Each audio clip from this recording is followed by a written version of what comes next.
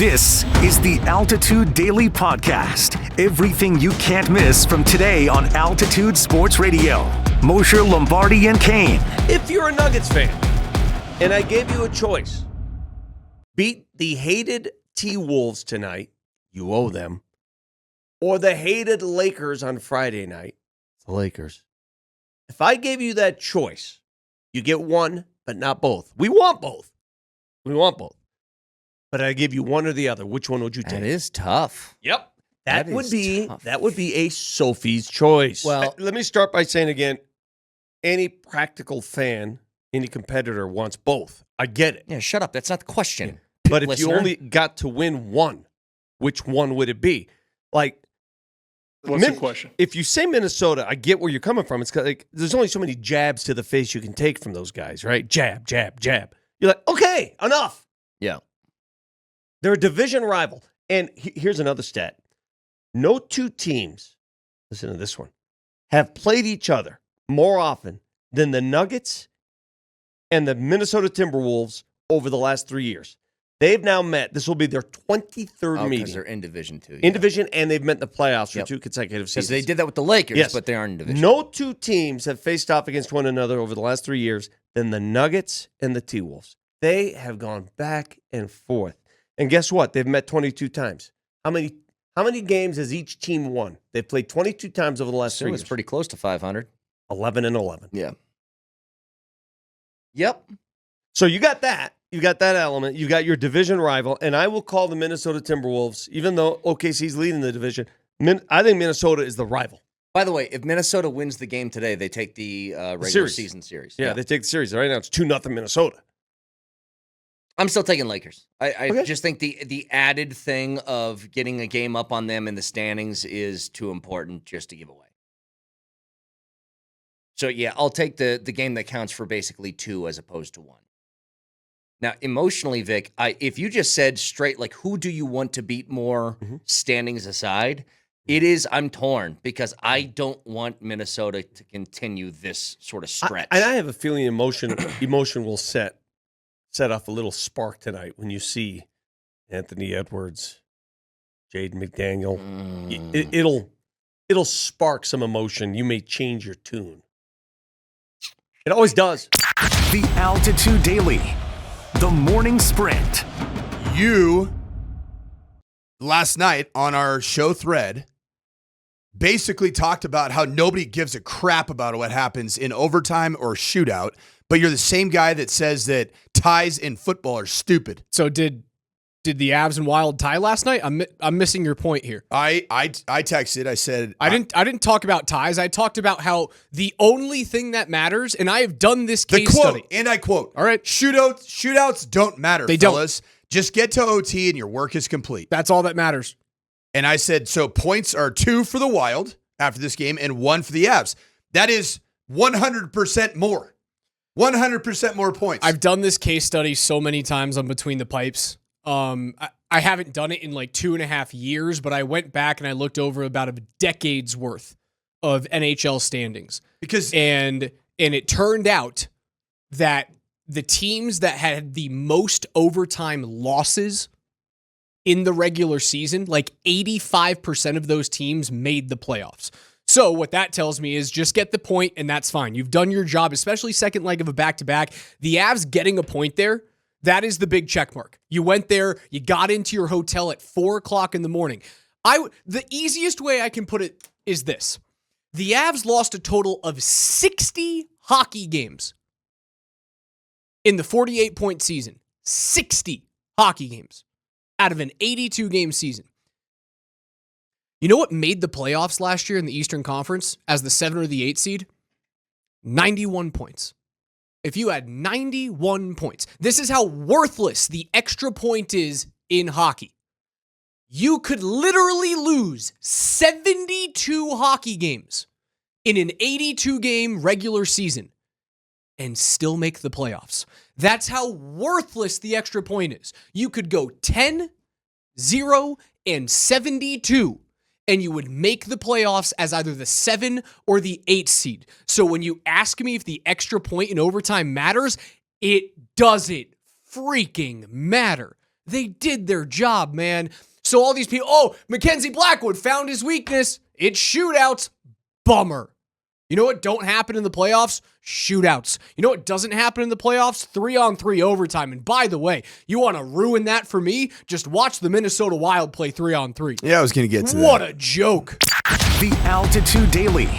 Columbus, Hastings, and DMAC. The Broncos get Evan Engram. Tyler, what's the deal again? What's the finances? 2 years, $23 million, and I believe it was 16.5 guaranteed, which is a lot of money, dude. It is. For a guy that's going into, I think it's year 10, year 11 for Evan Engram. Basically what that means is he's going to make about $12 million in the first year, and they guaranteed a decent portion of next year's salary. Wow. But I think what that really means, it's a one-year deal. Okay. And if they got to get out of it next year, they'll have about a $4 million dead cap on it, I believe. I believe that's the way it's going to shake loose. What do you think about the pursuit of Evan Engram? What do you think it means to them down there at Dove Valley? Well, here's the deal. If you want to take the Broncos at face value, that they're good at evaluations, that they're good at targeting guys, the good news is they got all three of the guys that they really targeted. They got Drake Greenlaw, they got Hufanga, and now they got Evan Engram. It's cool. You solved both holes on defense. You've now solved a hole on offense. And the real only hole that is left, you could debate wide receiver, but the only really big hole that's left on this team is running back. You went to the emergency room, cleaned out the biggest names, and that's fine, because if these guys, all three, are healthy, you've hit home runs. And all three do have injury problems. But if you can keep them healthy, you hit a home run this free agency period, wouldn't you say? Yep. Now, say they're not all healthy. Is it if two of the three are good, then you're good? Is it what? I'm fine with it, because this is what free agency is. These guys become available for a reason. The best scenario is their salary cap casualties and they are healthy. But in general, that only exists on teams that are winning championships and that sort of things. Other than that, teams want to keep their good players. This is free agency. This is how it goes. So, no, every free agent you get is a bit of a roll of the dice. Would you rather have a guy that's got an injury bug or who's a turd? A healthy turd? How good is the turd? Yeah, I mean, if the turd is really good and really healthy, then I'll probably stick with the turd. And what Jimmy position Butler does he play? Tight end. Yeah, I'll take, because even a turd can, if he's healthy, can help you win a game, and that's the bottom line. Somebody who's hurt can't help you win. The Altitude Daily.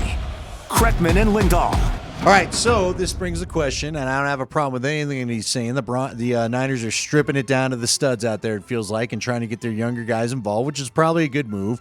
They lost these two players in Greenlaw and Hufanga to the Broncos because they wanted to sign at least Hufanga, but they didn't have the cap space to do it. So you got to get out of that financial situation, right? You can't be strapped with this thing. The question then becomes, should the Broncos be the ones calling about CMC? I really am worried about whatever's going on with those Achilles tendons. I love Christian. I'd love to have him here. That would be your true joker, as we talked about earlier. 100%. But I don't know if I trust that body even for a year or two. Well, listen, in 22, he was 26 years old and had 244 rushing attempts. In 23, he was 27 years old, had 272 rushing attempts. He's shown that he can make it through a full season and be healthy and be effective. Last year was a tough year for him, no doubt about it. You wonder if those are problems that are going to continue for years on end. Is it the end of his career, right? Like, you're basically saying, is this it for Christian McCaffrey? But the dude's 29, man. Like, he still should be in his prime. And I know running backs over 30 are a roll of the dice, but can you get a year or two out of him that's real good and then cut bait before you really lose that kind of edge? I'll put it this way. If the Broncos were to be interested and their medical people said there's no doubt that he's okay, whatever's going on with the Achilles is okay, and it's not going to be a problem, I would trust their medicals, and then I'm in. Because listen, he takes phenomenal care of his body. I do agree with you. There's probably some better years still left in the tank. But I got to know those Achilles are okay, man. That was a weird deal last year, and he went overseas. He went everywhere trying to get that thing solved. He finally gets to play. Now, that ultimately isn't what caused the problem for him, but you just get nervous about guys starting to break down as they hit 30 at that position. So real quick. But he can't catch the ball out of the backfield. He would be an incredible weapon. The compensation does matter, right? Because really what's the weight there is the contract. So, I mean, are we talking a 7th round pick or a 7th swap or something like that? Then I say go for it. You've got the cap space to do it. And again, it depends how these deals line up, but likely you have the cap space to do something like that. If the cost is low, I think it's worth it. If they're asking for a 3rd, I'm out. No, I'm you with know what I mean? It's 5th or beyond. Yeah. And that's where maybe you do the trade down from 20 to acquire the 5th you don't have. High five. You've been listening to the Altitude Daily. Catch us live weekdays on 92.5 FM, the Altitude Sports Radio app, twitch.tv/AltitudeSR, youtube.com @Altitude Sports Radio, and your favorite smart speaker. Say Altitude Sports Radio.